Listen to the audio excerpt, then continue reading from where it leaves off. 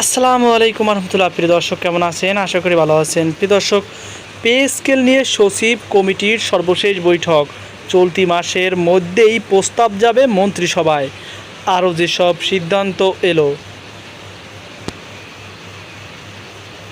প্রিয় দর্শক, সরকারি চাকরিজীবীদের নবম জাতীয় পে স্কেল বাস্তবায়ন লক্ষ্যে গঠিত সচিব কমিটির সর্বশেষ বৈঠকে নতুন কাঠামো নিয়ে বেশ কয়েকটি গুরুত্বপূর্ণ বিষয়ে আলোচনা হয়েছে।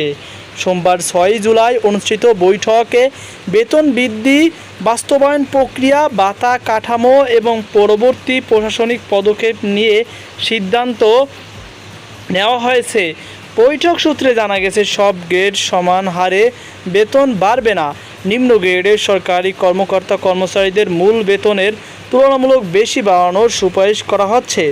কমিশনের আগের প্রস্তাব অনুযায়ী মূল বেতনের সর্বোচ্চ 100% পর্যন্ত বাড়াতে পারে। এ বিষয়টি আলোচনায় এসেছে। এছাড়া ভাতা ও অন্যান্য সুবিধা বাস্তবায়নের জন্য একাধিক বিধিবদ্ধ নিয়ন্ত্রক আদেশ SRO জারির বিষয়েও বিস্তারিত আলোচনা হয়েছে। সংশ্লিষ্ট কর্মকর্তারা জানান, পে স্কেল বাস্তবায়নে তাড়াহুড়া করা হবে না। প্রতিটি প্রস্তাবের আর্থিক প্রভাব, প্রশাসনিক সক্ষমতা ও আইনগত দিক যাচাই করে চূড়ান্ত সুপারিশ করা হবে। চলতি জুলাই মাসের শেষ নাগাদ সচিব কমিটি তাদের চূড়ান্ত প্রতিবেদন মন্ত্রিপরিষদ বিভাগে জমা দিতে চায়। এর আগে আরও 2টি বৈঠক অনুষ্ঠিত হবে। এই বৈঠকগুলো বিভিন্ন মন্ত্রণালয়ের মতামত, সরকারের আর্থিক সক্ষমতা, বাস্তবায়ন কৌশল এবং ধাপভিত্তিক কাঠামো নিয়ে আলোচনা হবে। চূড়ান্ত সুপারিশ মন্ত্রিসভায় উপস্থাপনার পর সেখানে প্রয়োজন হলেও পরিবর্তন, সংযোজন বা বিয়োজন করা হবে। এরপর প্রধানমন্ত্রীর অনুমোদন, আইন মন্ত্রণালয়ের ভেটিং এবং গেজেট প্রকাশের মাধ্যমে নবম পে স্কেল কার্যকর হবে।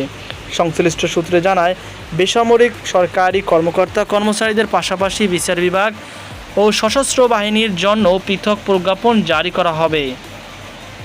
উল্লেখ্য, সরকারি কর্মকর্তা কর্মচারীদের নতুন বেতন কাঠামো বাস্তবায়নে সুপারিশ প্রণয়নের জন্য গত 21শে এপ্রিল 10 সদস্যর সচিব কমিটি গঠন করা হয়। কমিটির সভাপতিত্ব করেছেন নাসিমুল গনি। এর আগে জাকির আহমেদ খানের নেতৃত্বাধীন নবম জাতীয় বেতন কমিশন বিদ্যমান 20টি গ্রেড বহাল রেখে বেতন ভাতা 100 থেকে 140% পর্যন্ত বাড়ানোর সুপারিশ করেছিল। তো প্রিয় দর্শক, এই সব আমার সর্বশেষ আপডেট। সকল ভালো থাকুন, সুস্থ থাকুন। আজকে পর্যন্ত আল্লাহ হাফেজ।